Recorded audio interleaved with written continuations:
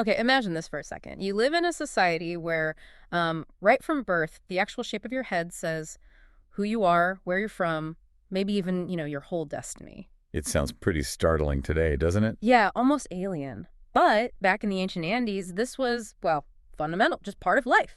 So this deep dive, it's not just about some curious old custom. No, definitely not. It's about digging into a really profound story, one that's literally embedded in the human body. And that's exactly what we're trying to do today.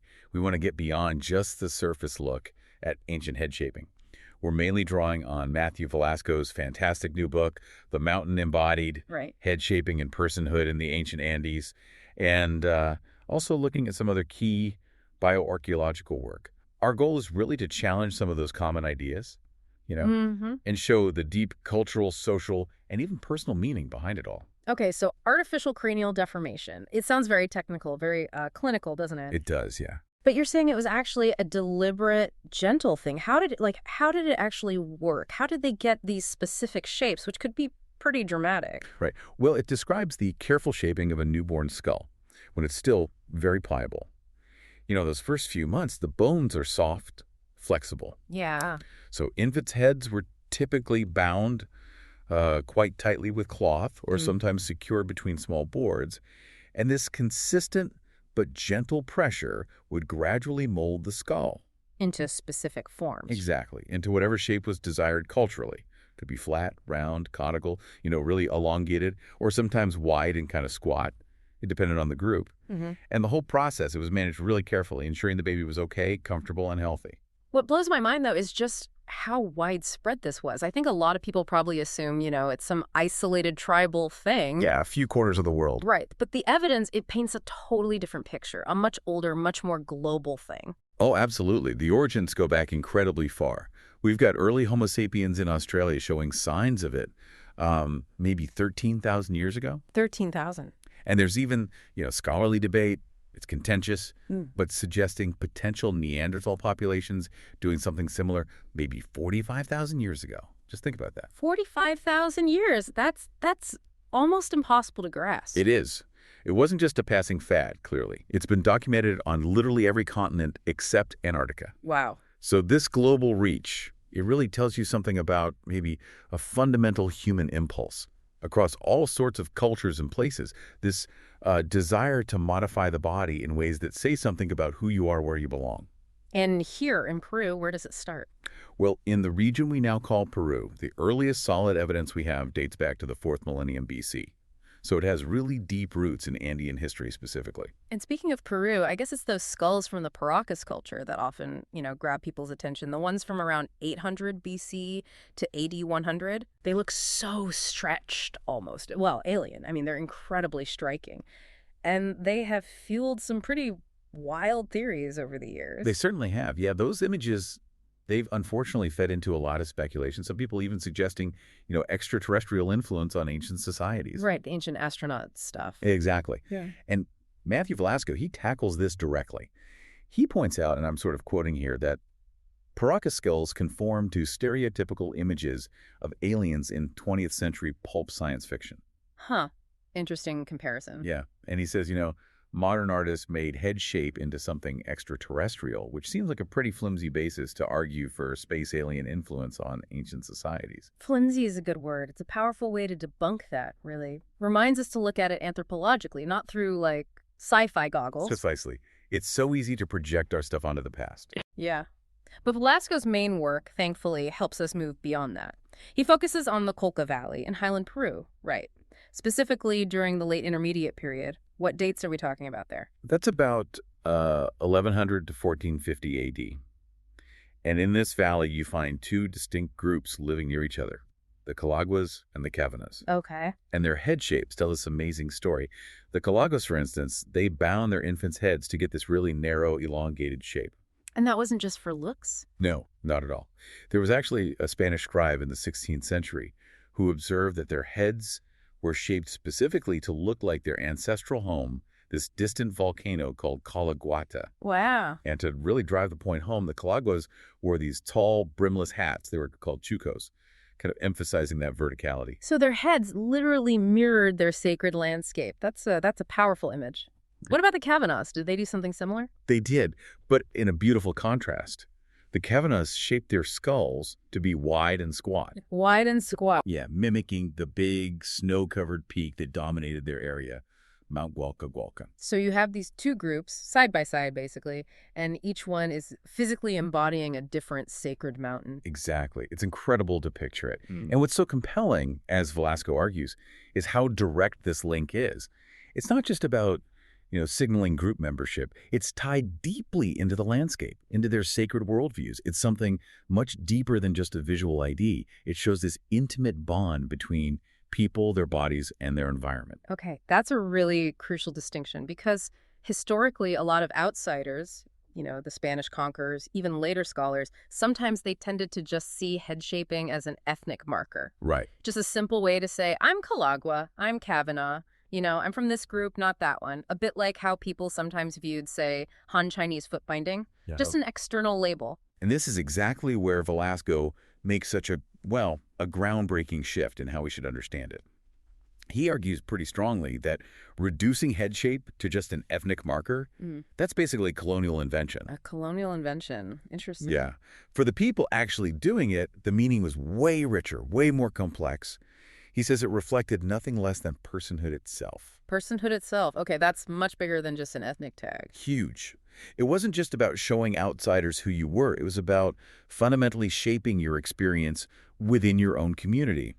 He describes its social significance as protean, meaning it was flexible, adaptable. Okay. And it intersected with all these other ways people understood difference, like gender, kinship, social status. So when you say Velasco defines it as nothing less than personhood itself, can you unpack that a bit more? What does personhood mean in this Andean context, according to him?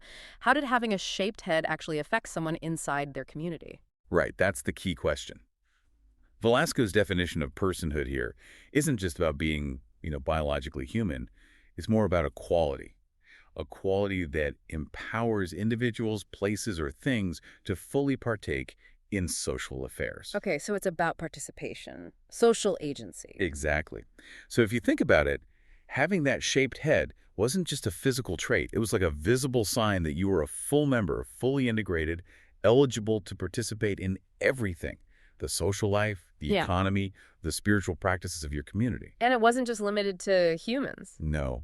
And this is fascinating. He explains that sacred mountains like the Collaguada or Gualca we just talked about, and even certain important objects, they could also possess this quality. They could be fully interacted with as people. They were seen as vital participants in society. Wow. So the mountain itself had personhood, and shaping your head like the mountain connected you to that made you a full person in that context. That seems to be the idea that really transforms how we look at it, doesn't it? It really does. It moves way beyond just us versus them. It's about a deep internal meaning, about belonging, about being a full participant in your world. Absolutely. It points to this really complex, multi-layered understanding of identity. The body itself becomes, a canvas for expressing deep connections to the world, to ancestors, to your social place. It's a powerful example of how societies create meaning through these embodied practices. And these weren't just abstract ideas, right? These embodied meanings, they had real tangible benefits too. Oh, definitely. We're not just talking spiritual connection here. There's a study Velasco did in 2018 looking at the skulls of over 200 mummified individuals from 2 Colagua cemeteries. Okay. And his skeletal analysis, it revealed some really fascinating things about the social realities back then. Like what? Well, his findings suggested that Colagua girls and women who had cranially modified heads might have actually lived, a more privileged life within their society. Privileged act. The evidence in their bones pointed towards better access to a wider variety of foods, suggesting, a more secure, maybe richer diet. Interesting.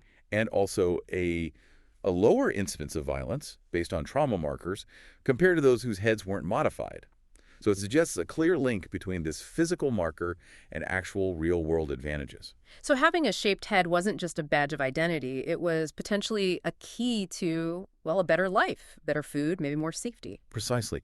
And this is where we see how a practice like head shaping gets deeply woven into the social fabric, into social stratification, power dynamics. It directly influenced who got access to resources, who held privilege. And how did that connect to the economy?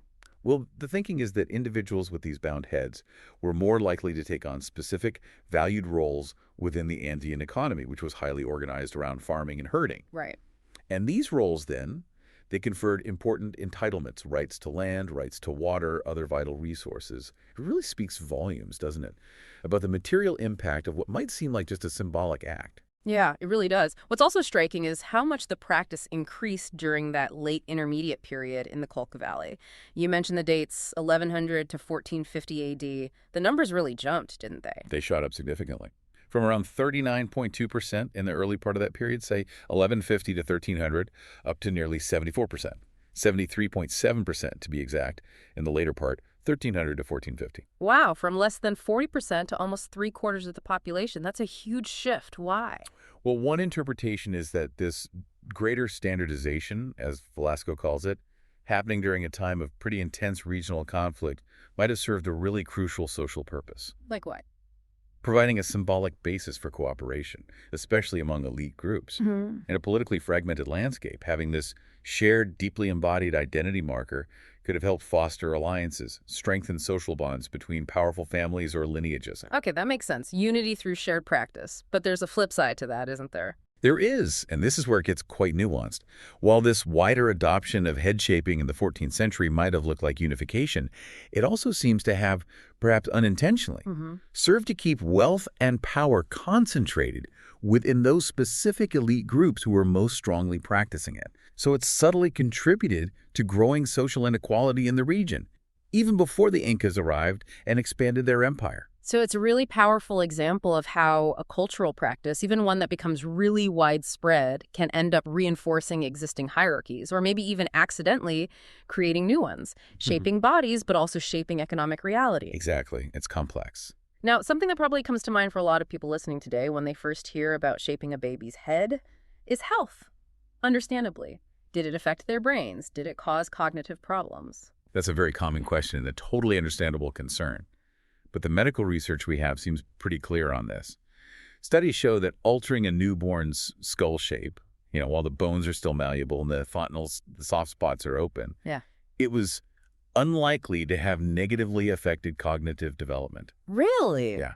Velasco is quite emphatic. There's simply no evidence that shows cranial modification caused neurological damage.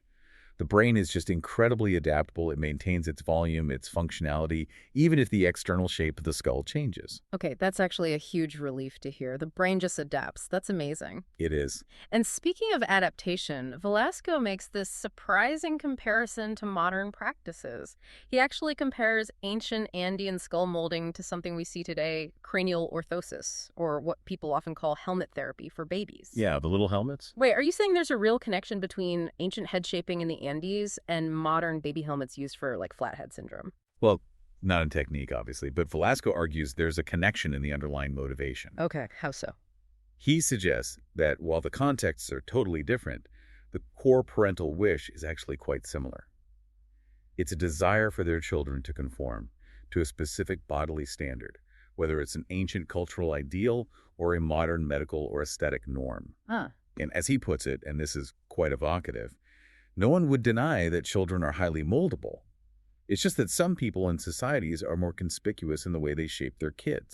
That's a really interesting point. It highlights this sort of timeless cross-cultural aspect of parenthood, wanting to shape our kids, help them fit in, or correct things we see as imperfections. Exactly. It links the ancient Andes to modern pediatric clinics in a really unexpected way. But eventually, this practice, which was so deeply ingrained, it did come to an end in the Andes, didn't it? It did, yeah. Largely because of external forces, really. First, in the 15th century, the Inca Empire expanded and assimilated the Colca Valley. Now, the Incas themselves didn't practice head shaping, but they actually permitted the local groups like the Collaguas and Cavanas to continue their customs. Yeah, they respected it. Okay, so the Incas didn't stamp it out. No. But then came the Spanish in the 16th century, and they ultimately outlawed the tradition. Viceroy Francisco de Toledo issued a specific order banning it in 1573. Right. And then about a decade later, the Third Council of Lima in 1583 condemned it again. And they even specifically described women performing the procedure, which shows that their intent was really to suppress it completely. It's just such a powerful reminder, isn't it? That body modification, it's always been about so much more than just how things look. Absolutely. It's so deeply tied up with cultural identity, social roles, and this complex dance of power, whether that power comes from within a society or gets imposed from the outside. It's literally history written on the body. And this whole deep dive, looking at artificial cranial deformation in the Andes, especially through Velasco's work, it really has taken us so far beyond just seeing it as some weird ethnic marker, you know? Yeah, definitely. We've kind of journeyed into understanding its profound role in shaping how these people understood personhood, how their society was structured, even down to tangible privileges. Mm-hmm. His work gives us this more, well, empathetic and, I think, accurate way to see it, showing how a practice that seems unusual to us was just deeply, deeply embedded in their lives, their identities, their entire social reality. Absolutely. And it makes you think, doesn't it, about so much more than just ancient skulls. Like, think about it. How do our societies today subtly, or maybe not so subtly, shape people? Yeah. Maybe not physically like this, but through education, social norms, cultural expectations. We're all constantly being nudged, aren't we, to fit certain roles or ideals? And you have to wonder, what are the unspoken privileges or the disadvantages that come from conforming, or maybe not conforming, to those standards, whether they're bodily standards or broader societal ones? It really is a lens, isn't it? A way to better understand not just the ancient Andes, but our own world, too, and the subtle and sometimes not so subtle ways we ourselves are shaped. It raises that really important question. How do our current definitions of normal or ideal bodies continue to influence our sense of belonging, our access to things, our whole life experience today? It's definitely something worth mulling over.